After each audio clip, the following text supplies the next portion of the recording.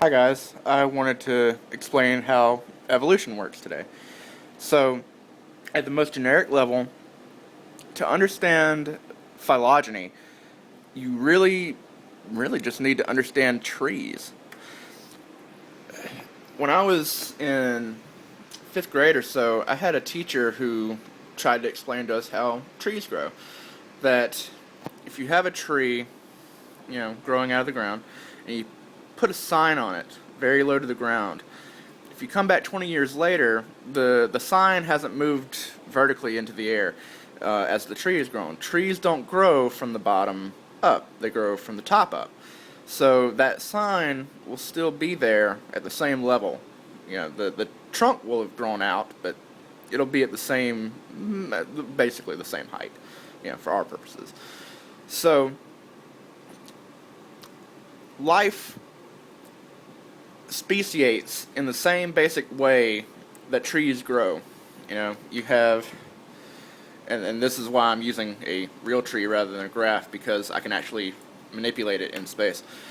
So you have a last common ancestor, a lineage going through, and then the lineage, for whatever reason, splits, whether it's a geographical boundary or some other reason, it splits, and you have one lineage going this way and one lineage going that way, and they don't have to literally move in space like that. They can actually still coexist in the same area. They just don't interbreed any longer, and it gets to the point where they can't interbreed any longer. That's when you have a true speciation event.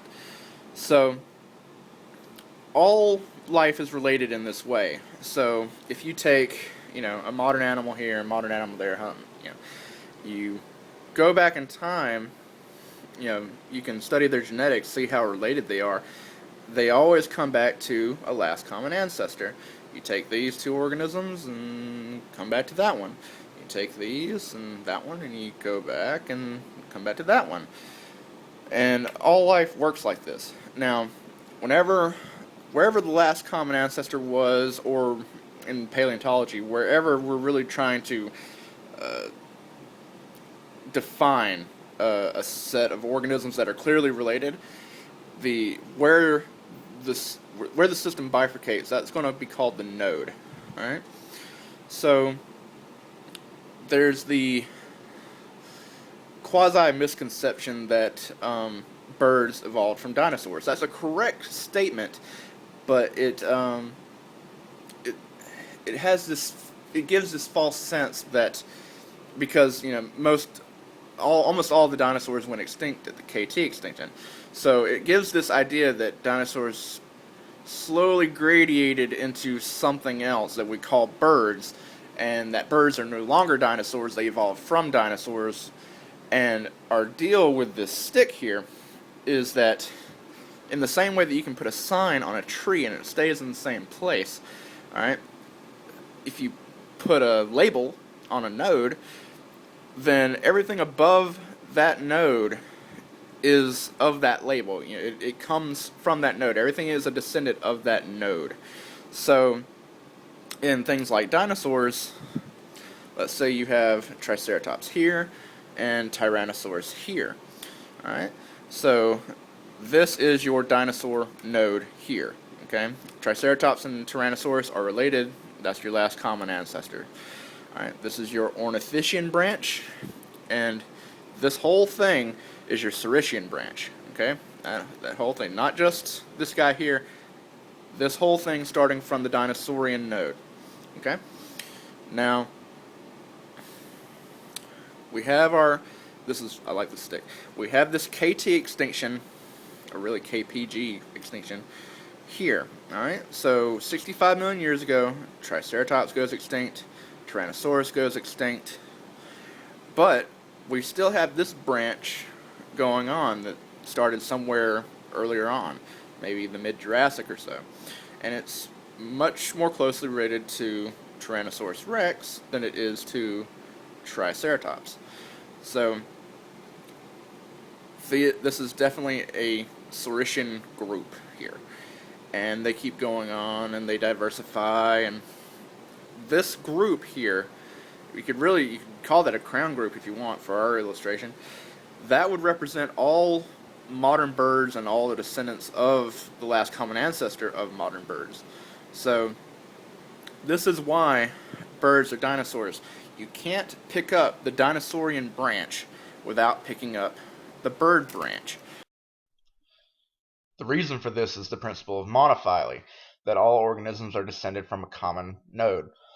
Now, you can also group organisms artificially via paraphily and polyphily. Paraphily is exclusionary to some group of descendants for whatever reason. In the traditional sense of reptiles that you think of, four-legged, scaly-skinned, cold-blooded animals, that would be exclusionary to warm-blooded feathered birds. But it's a false grouping. Reptiles in a natural grouping have to include birds because birds are descended from reptiles. The other grouping is polyphyletic, meaning that just because two groups share a common trait doesn't mean that they actually had common ancestors with that trait. They developed the trait independently of each other.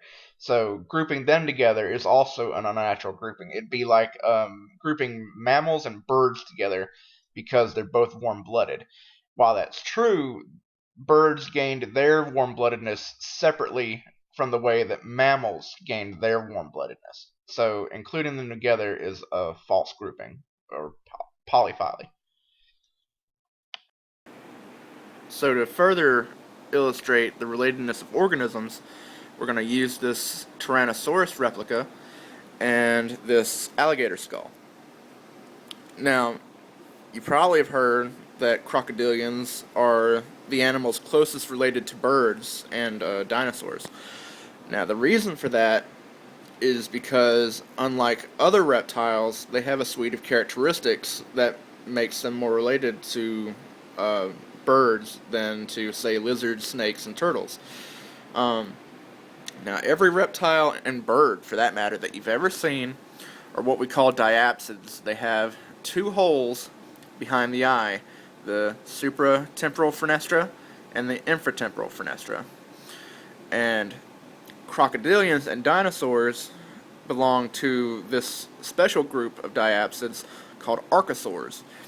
And some of the defining traits of archosaurs are in the skull, one being this hole here called the mandibular fenestra.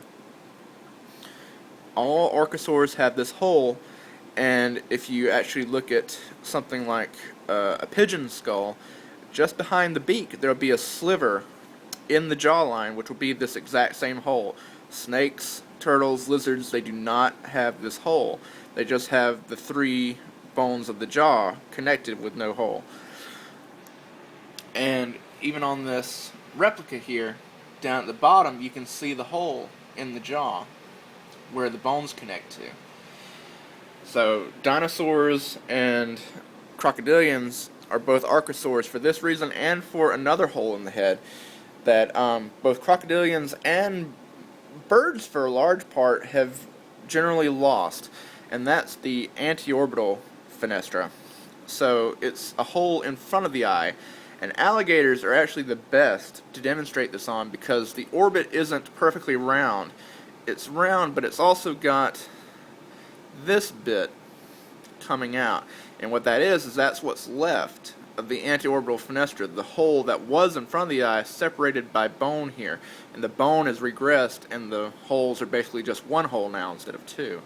In the Tyrannosaurus skull, you can see the orbit, that small hole, that's where the eye would be, and you have this big hole in front of it, and it's separated by these bones here.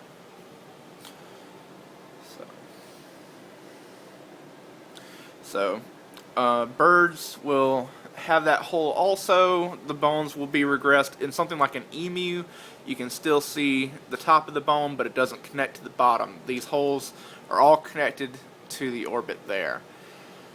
But that would be some of the morphological reasons that birds and crocodiles belong to the same group. And of course, birds belong to the dinosaur group because of structures in the feet, as well as their uh, their vertebrae along the pelvis, and even traits of the tail, things like that.